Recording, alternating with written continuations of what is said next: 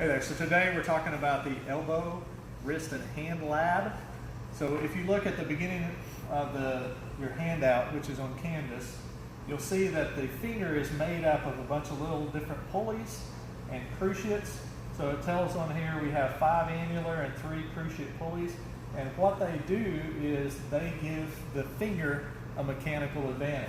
So whenever I look at this diagram here, I think of a fishing pole.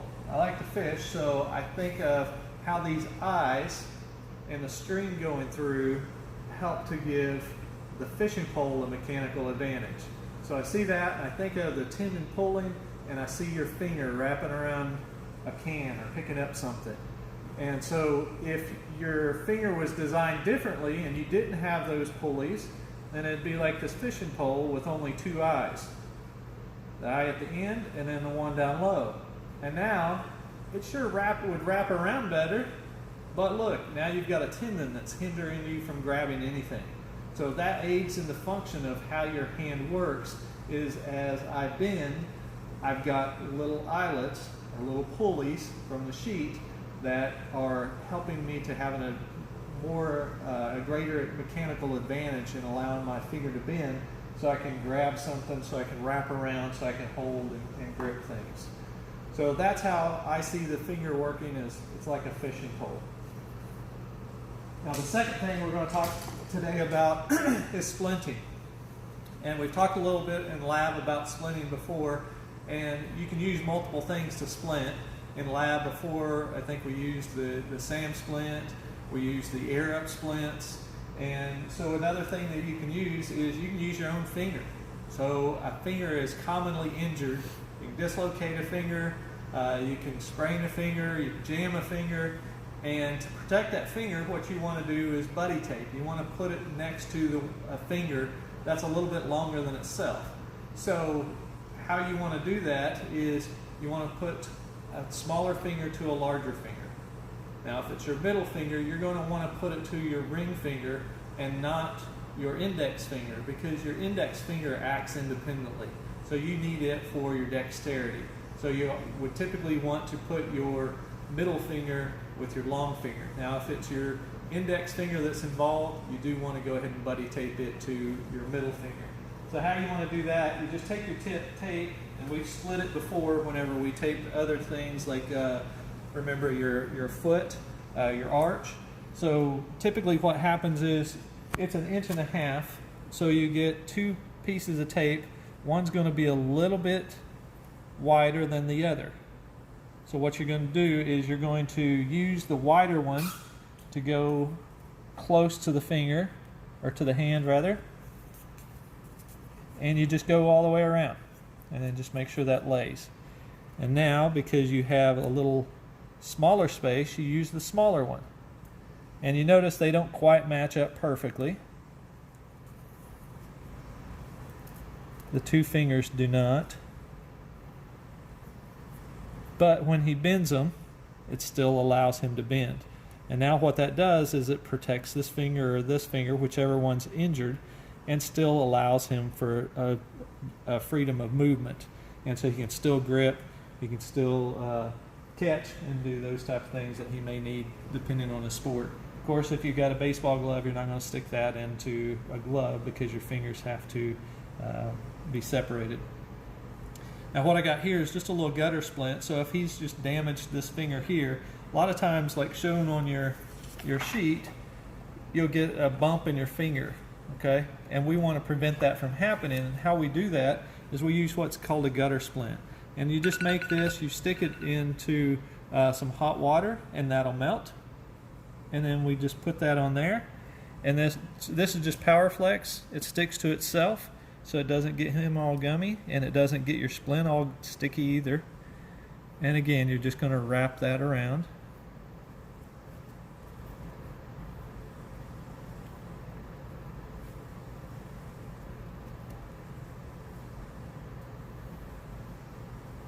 And what that does is it helps keep his finger straight.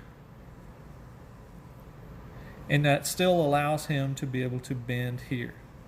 Okay? And then whenever he makes a fist, Yep, it doesn't allow him to bring his hand down into his or his finger down into his palm, but it's going to protect that joint. And a lot of times you may have them sleep in this at night so that it's just statically holding him in position here. The other thing we've done is we've done some taping for a gamekeeper's thumb. So a sprain of the UCL ligament of the thumb. You can tape that, but if it's something more long-term, you can, again, this is Aquaplast, so I just mold this after sticking it in hot water. And so what this does is it's just going to hold his thumb here. And then what I'll do is just wrap that around here. Of course, this one is not molded to his hand, so it's not going to fit perfect.